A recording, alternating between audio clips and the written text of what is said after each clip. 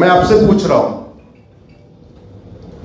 ये लफ्ज़ जिहाद हमारे राष्ट्र की सुरक्षा के लिए खतरा है कि नहीं? जोर से बोलिए जरा,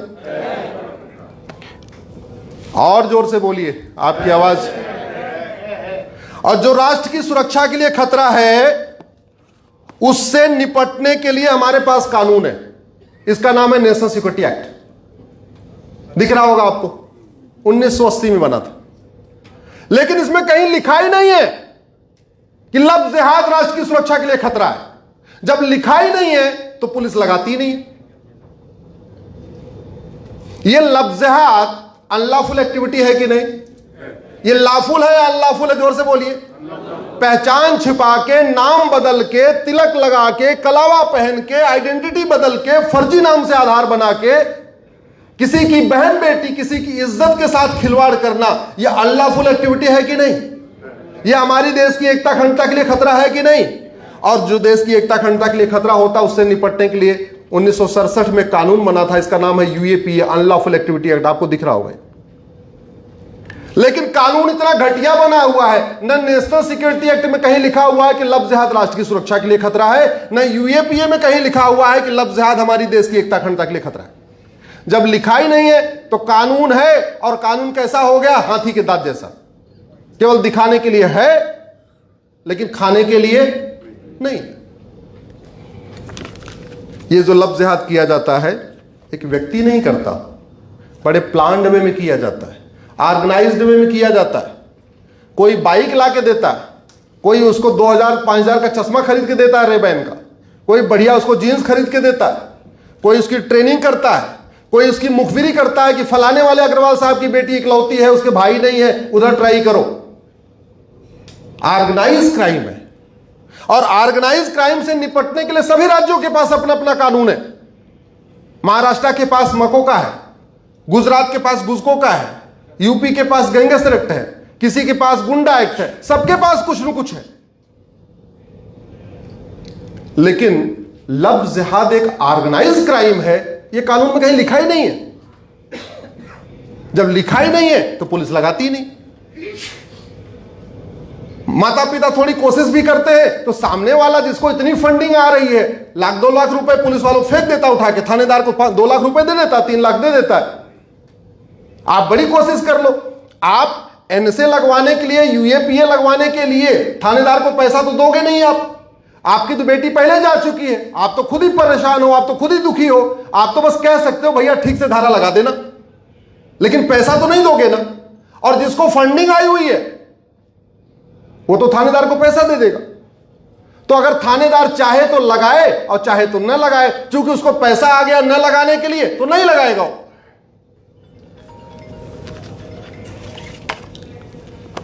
लफ्ज़ जिहाद अपने आप में वेजिंग वॉर है, इनडायरेक्ट वॉर है।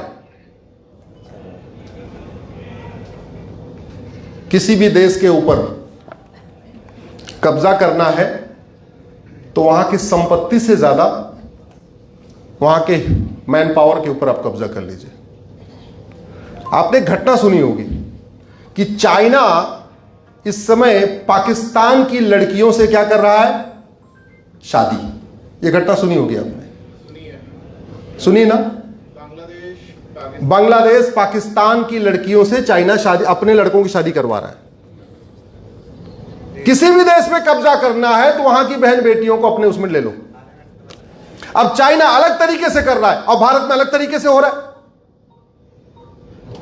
तो जो काम चाइना वहां पैसा वैसा बांट के कर रहा है, वही काम यहां दूसरे तरीके से हो रहा है, लफ्ज़ जिहाद के जरिए हो रहा है। यह वेजिंग वॉर है, यह इनडायरेक्ट वॉर है। और इनडायरेक्ट वॉर से निपटने के लिए पुरानी वाली आईपीसी में भी प्रावधान था, नई वाली बीएनएस में भी प्रावधान है। दुर्भाग्यवश पुलिस लगाती नहीं। क्यों? क्योंकि वेजिंग वॉर का प्रावधान तो है, वेजिंग वॉर में आजीवन कारावास, फांसी होगी, यह भी लिखा हुआ है, लेकिन वेजिंग वॉर क्या है यह लिखा ही नहीं।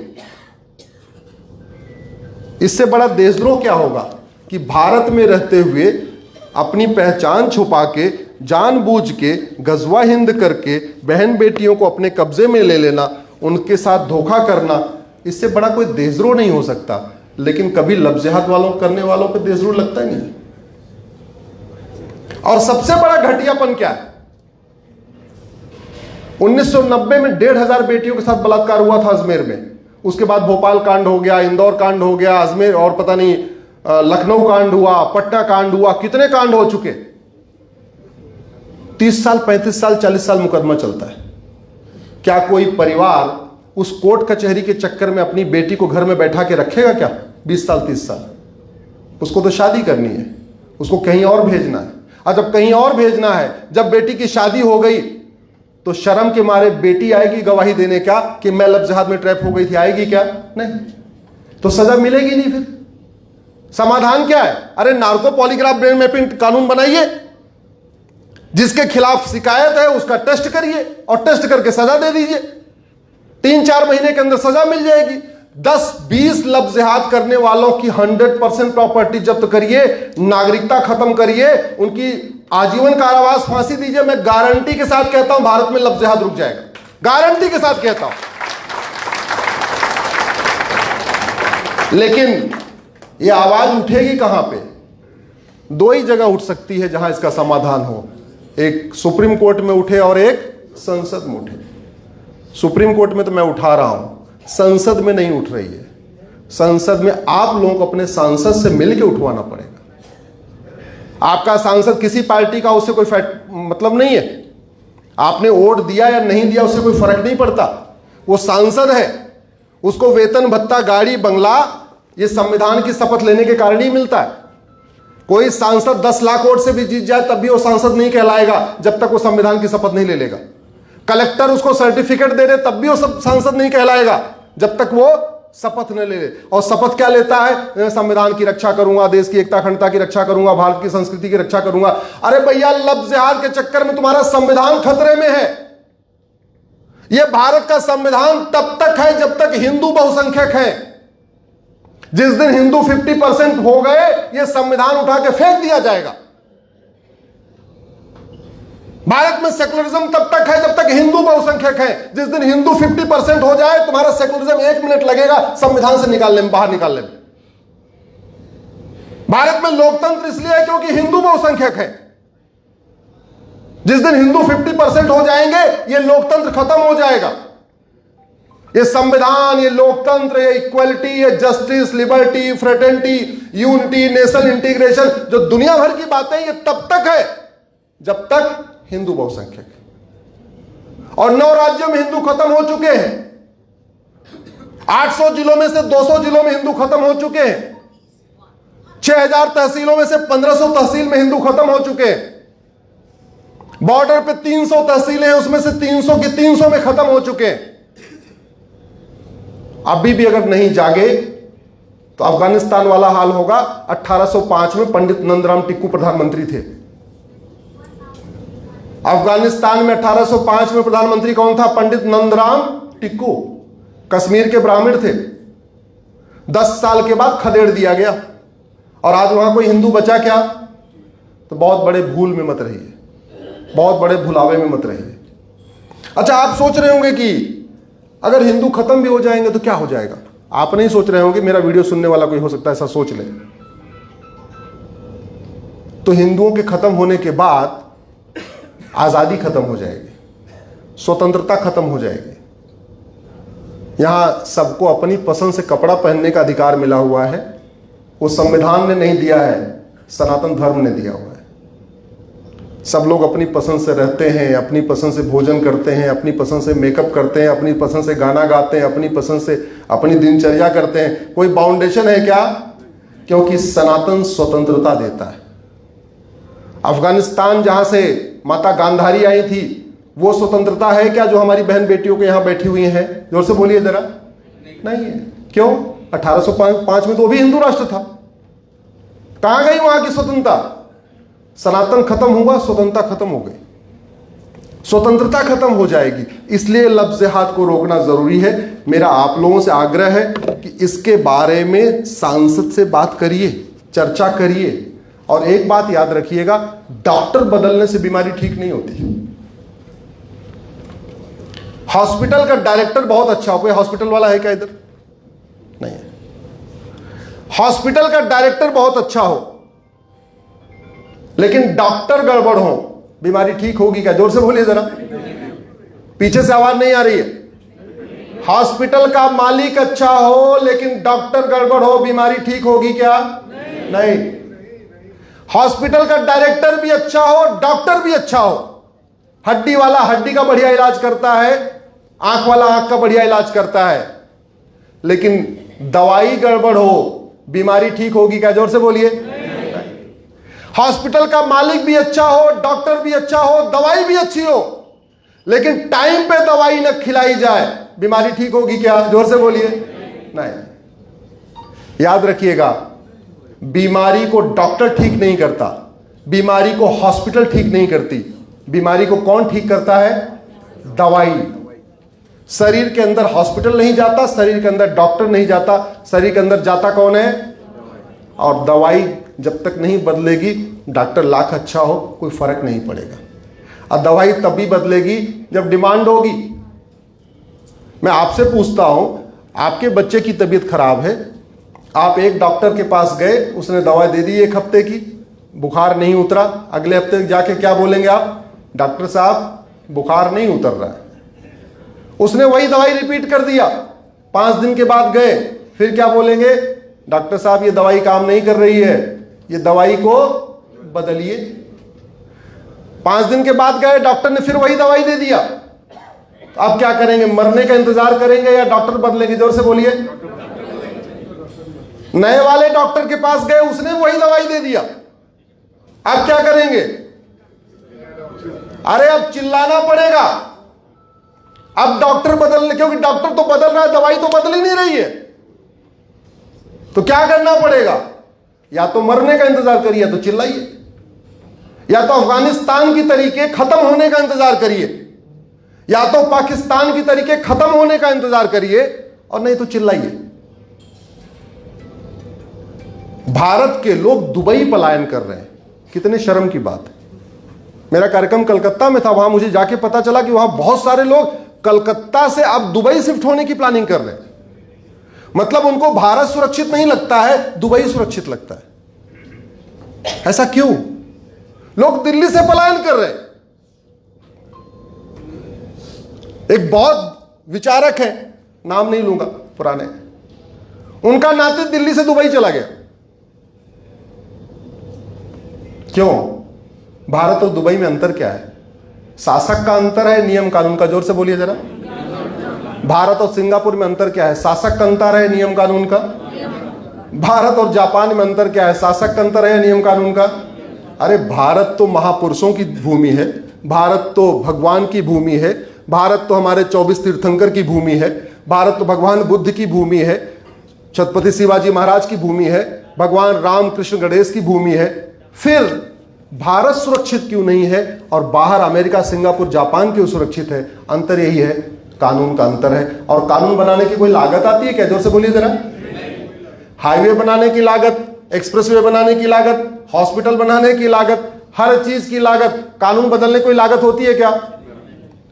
आजकल तो सबके कानून अमेजॉन पे अवेलेबल है, ऑर्डर कर दो, सीधे अमेरिका कानून मंगा लो। अभी हमने मंगाया अमेरिका का फेडरल पिनल कोड, यहीं बैठे बैठे ऑर्डर किया, हमारे घर डिलीवरी हो गई।